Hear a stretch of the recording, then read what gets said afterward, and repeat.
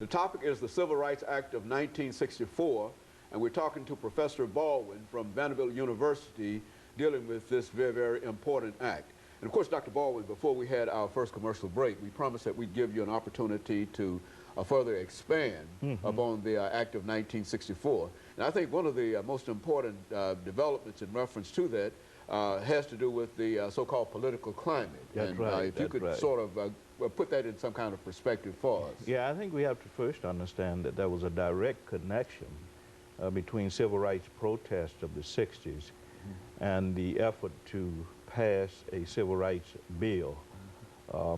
Many scholars argue that Dr. King and SCLC's demonstrations that were led in the early 60s sort of helped create the political climate for the Civil Rights Act. But I think Roy Wilkins of the NAACP put it best when he said that if you're going to understand how this political climate was created, you have to go beyond SCLC and Dr. King to look at the sit-ins, the freedom rides in 1960-61, to look at the swim-ins that were occurring in St. Augustine, Florida, to look at some of the other civil rights protests across the South, that all of this sort of created the impetus for the Civil Rights Act of 1964.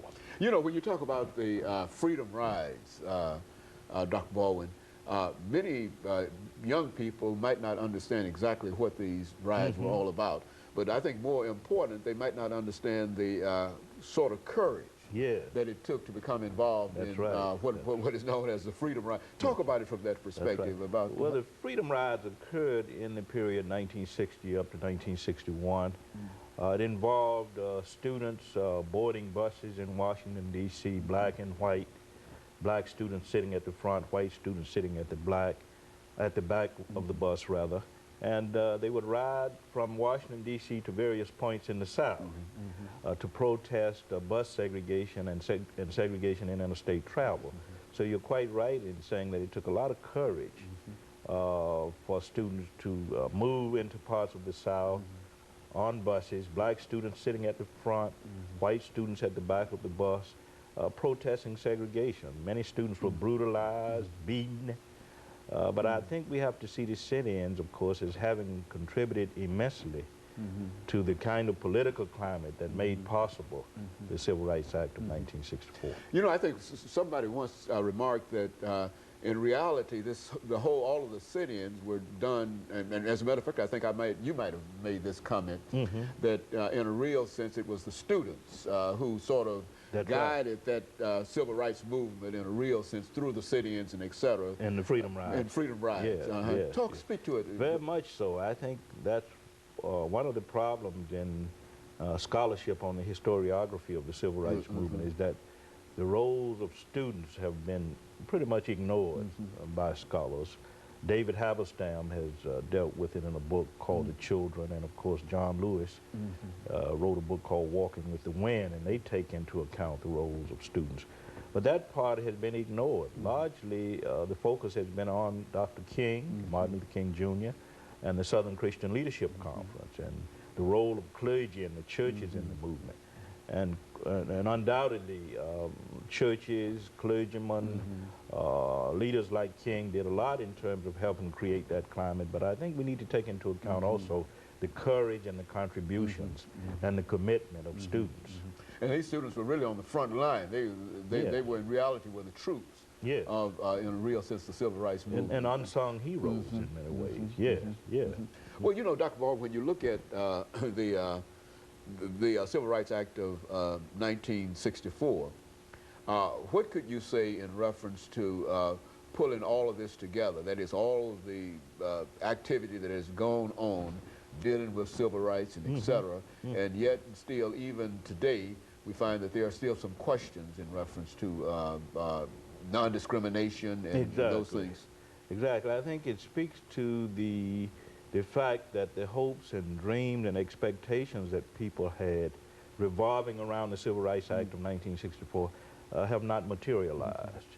So we're still dealing with problems in terms of housing discrimination. We're still dealing with battles over civil rights legislation. We are still dealing with discrimination in other areas of American life, and also personal racism, not just institutional racism, but personal racism. So I think it speaks to the fact that I don't think it speaks well of the legacy of not only the Civil Rights Act of 1964, but civil rights legislation in general. Somehow or another, we have failed to implement the guidelines, the provisions set forth in these particular pieces of legislation.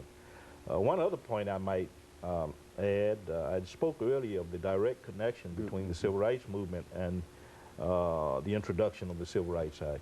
I think we have to also take into account the fact that the federal government helped create that climate, because the Johnson administration, President Lyndon Johnson, was determined to get the Civil Rights Act of 1964 through Congress. And he met a lot of resistance from Southern Dixiecrats. But he, I think, figured prominently at that level. But once the Civil Rights Act was passed, the federal government, I think, began to retreat from its commitment. And, of course, the provisions of the Act have not, even up to this point, been fully implemented. And so now, Dr. Baldwin, we are more than 40 years beyond the Act of 1964. Right. And I don't think that we can identify any civil rights legislation in a real sense that that would even come close to the Act of 1964. Exactly. Would you suggest that perhaps it might be time to revisit some of these things? I think the time is there. Not only the Civil Rights Act of 1964, but the Voting Rights Act of 1965. You're quite right in saying that we're now beyond the 40th anniversary. I think July 1964, the Civil Rights Act was passed, introduced and passed.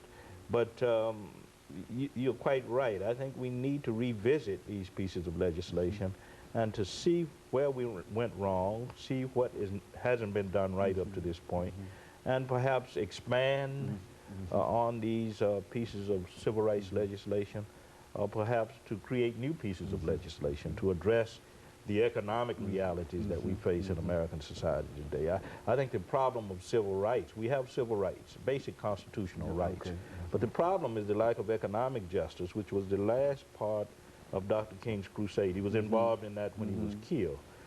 We need civil rights legislation to address, to go beyond 1964, to deal not only with employment opportunities, job discrimination, but to deal with the whole question of how to bring about economic equality. Okay, and of course what we'll do, we'll talk about that when we return following this short commercial break.